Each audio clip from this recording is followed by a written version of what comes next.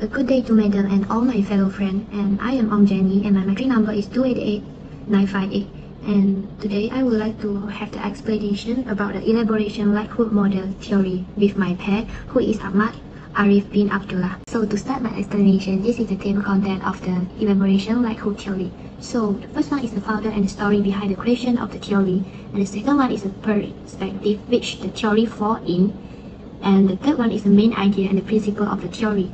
And the fourth one is diagram of the theory, which is followed by the explanation of the relationship of concept. The dual process theory of persuasion is known as the elaboration likelihood model of persuasion and explain how attitude change, and also how choices systematically or heuristically manage the information they encounter. The model attempts to elucidate various ways of processing stimuli, why they are used, and how that affect attitude change. So, the ELM theory was developed in the early 1918s by the psychologist Richard E. Petty, which is a famous psychology professor at Chicago University. And the second one is John Cacioppo, co-founder of the discipline of social neuroscience. It emerges in the middle of 1970. So the several research sought to explore attitude modification and the consistency between attitude and also the action. So since the concept of two-path theory of persuasion was first established in 1981, Petty and Cacioppo further because a set of formal postulates were created from the elaboration probability, and it has been more than 20 years. The research on change in attitude was unclear when the idea of two paths to persuasion was originally put up. So, they create the model to better explain how individuals are influenced after seeing the early theory of persuasion produce contradictory findings. And they developed the elaboration likelihood model as a general theory of attitude change, a comprehensive framework for organizing, classifying, and also comprehending the fundamental processes underpinning persuasive communication efficacy. And a comprehensive persuasion theory, which is called the ELM, also aims to explain how different individuals misinterpret information and how these processes affect attitudes and consequently action. They achieve this by outlining two paths for persuasion that the findings of early research may take. The model has received some acclaim and has served as the foundation for a significant number of fundamental and applied investigation, but it has also been misinterpreted and criticized. ELM theory consumer information processing. According to this concept, information processing depth and quantity affect attitude change. So, Petty and Cacioppo confirm that people are less likely to believe sources when they are asked more probing questions and become more reliant on factual proof, and also they are less likely to trust sources. So, on the contrary, the less involved issue, people are more likely to rely on information sources, and they don't care much about whether factual arguments are true.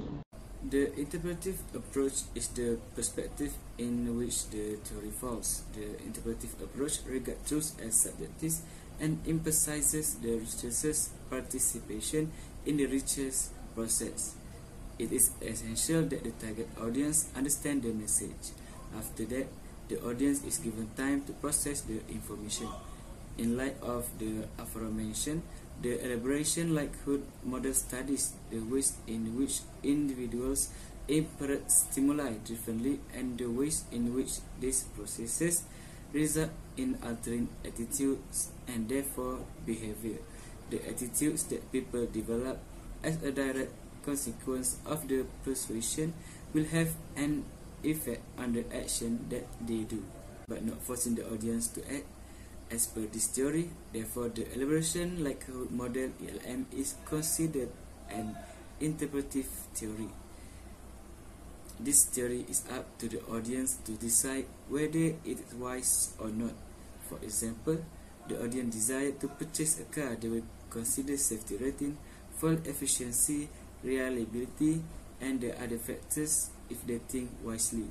However, if they not think wisely, they will only consider the color of the car, speed, fashion, and other factors. This theory can be applied in many fields, such as marketing, healthcare, advertising, and consumer behavior. By using this theory, it will attract more audience because it will make the audience think and will try to approach those fields that apply this theory.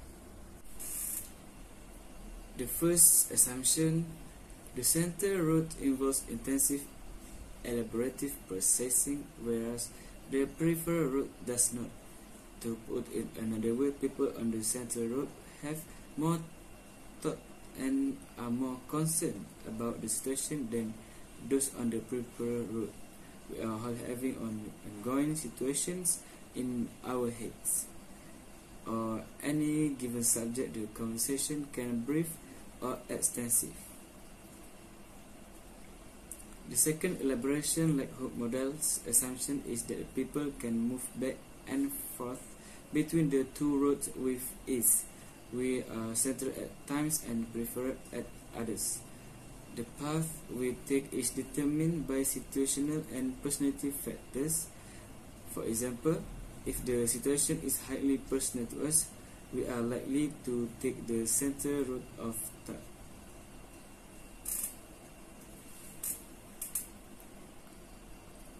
Lastly, the third elaboration like Hope model assumption is about the certain things that will be important and useful to people who take the central road.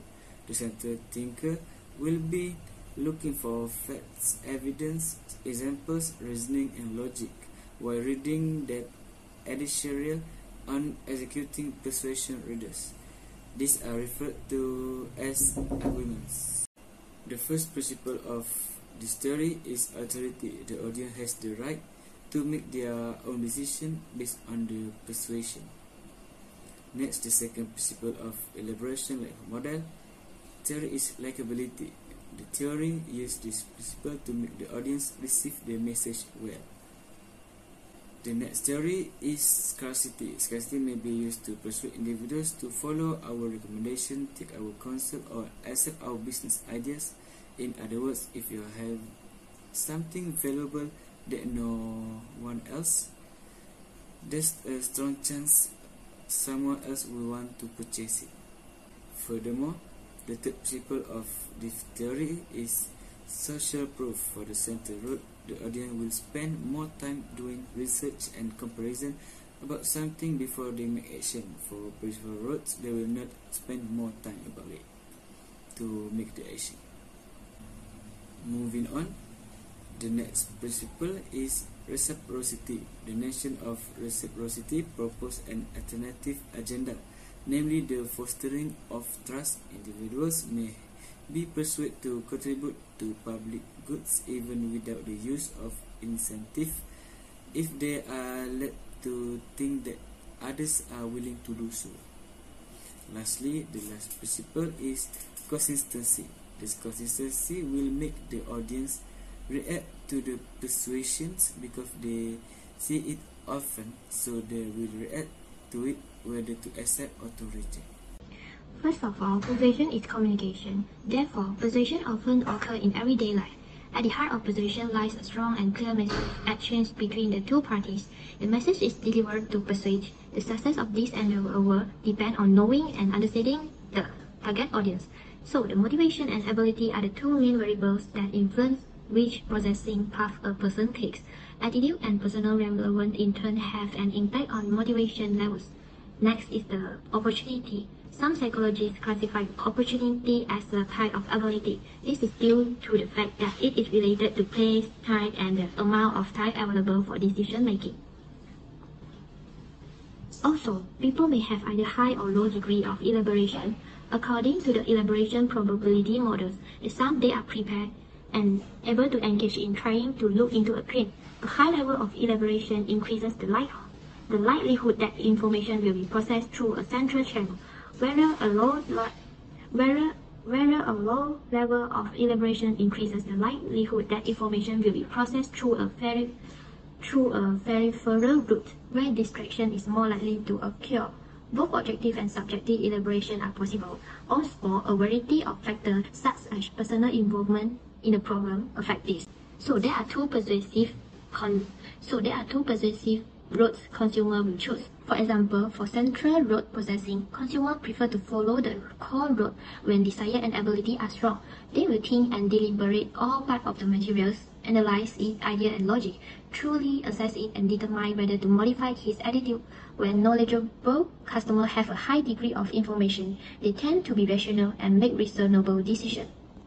So another one is the peripheral roles processing. On the other hand, when personal motivation and ability are weak, when one of them is lower, peripheral routing is more likely to be used. Peripheral lie at an emotional aspect by associating a product with an attitude toward another person. Emotional factors are thus covered. For example, the reason that drives young humans to purchase. So, in summary, people can use one or two distinct routes of thought, central or peripheral. Longer conversation with a lot of relevant content characterize central routes. Peripheral routes usually have shorter conversation with irrelevant content.